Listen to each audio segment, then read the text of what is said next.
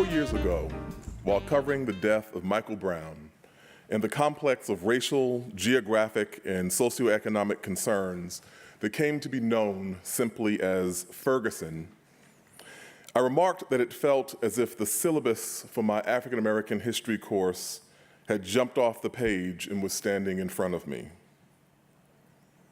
At a glance, the tributaries that came to a confluence on Canfield Drive on the afternoon of August 9th, 2014, police use of force, segregation, suburbanization of poverty, electoral underrepresentation, economic disparity, all in a locale just a few miles from the place where Dred Scott was buried, represented a story I knew well, or believed I did, until I read Richard Rothstein's The Color of Law.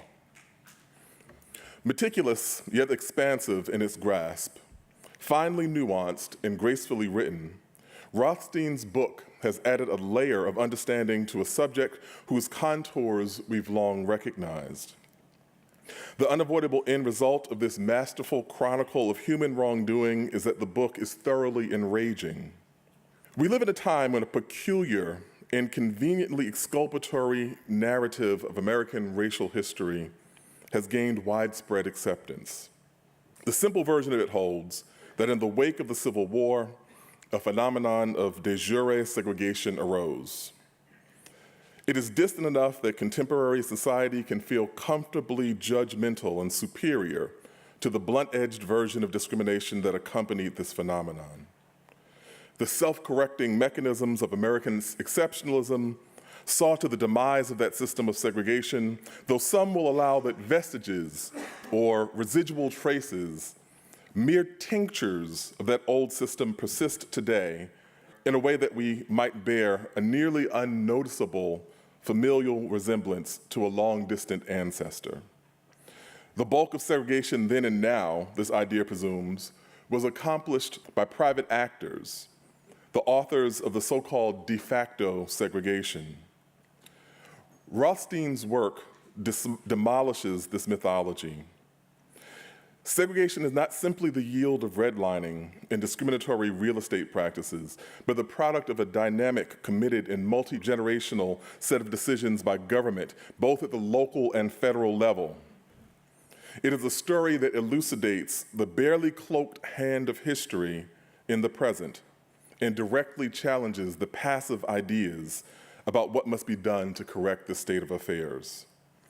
As Rothstein writes, in a passage that I love about the danger of euphemisms, before we became ashamed to admit that the country had circumscribed African Americans in ghettos, analysts of race relations, both African American and white, consistently and accurately used ghetto to describe low-income African American neighborhoods created by public policy with a shortage of opportunity and with barriers to exit.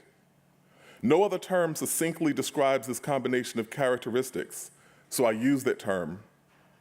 We've developed other euphemisms too, so that polite company doesn't have to confront our history of racial exclusion. When we consider problems that arise when African Americans are absent in significant numbers from schools that whites attend, we say that we seek quote unquote diversity, not racial integration. When we wish to pretend that the nation did not single out African Americans in a system of segregation specifically aimed at them, we diffuse them as just another quote-unquote people of color. I try to avoid such phrases. Rothstein avoids these phrases, but we cannot responsibly avoid his conclusions. My sentiment that afternoon in Ferguson was correct. My syllabus had leaped off the page, but that syllabus and my understanding of the problem was notably less comprehensive than it might have been, and certainly less substantial than it was after reading The Color of Law. Please help me congratulate Richard Rothstein. Let me just say briefly that I'm old enough to remember the civil rights movement of the 1960s and to have participated in it in a minor way. And in the 20th century, as you all know, we came to a national commitment, a national conclusion that we were going to abolish racial segregation. We understood that it was wrong, that it was immoral, that it was harmful to both African Americans and to whites. And we abolished it in schools and in colleges and universities and in lunch counters and in water fountains and in buses and in public accommodations.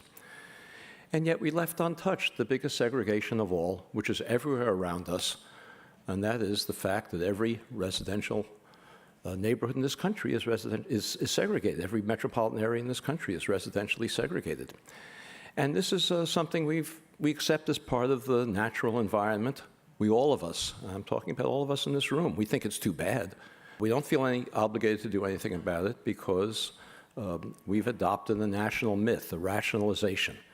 And it's a rationalization that all of us in this room have accepted, that both African Americans and whites accept, both liberals and conservatives.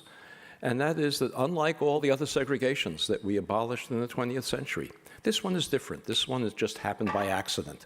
It happened because of private prejudice and because people like to live with each other of the same race and maybe income differences or demographic trends.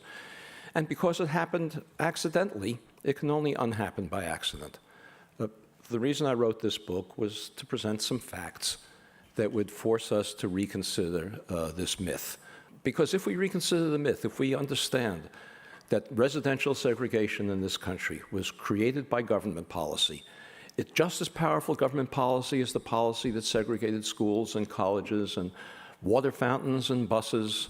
If we understand that government policy created it, then we have to come to the understanding that we have as much of an obligation, each of us, as much of a constitutional obligation to undo residential segregation as we had to undo the other segregations of the 20th century. The facts that I discovered as I did this research don't allow us to continue in the blithe acceptance of something that we think is too bad, but that we don't think we have any obligation or opportunity to do anything about. So I want to thank you for this award. I'm very gratified by it. And I'm stunned, I will say, I'm stunned by the reception that the book has gotten and by its ability to, not by itself certainly, but by its ability to stimulate a national conversation about the origins of residential segregation that will hopefully lead to a commitment to do something about it. Thank you very much.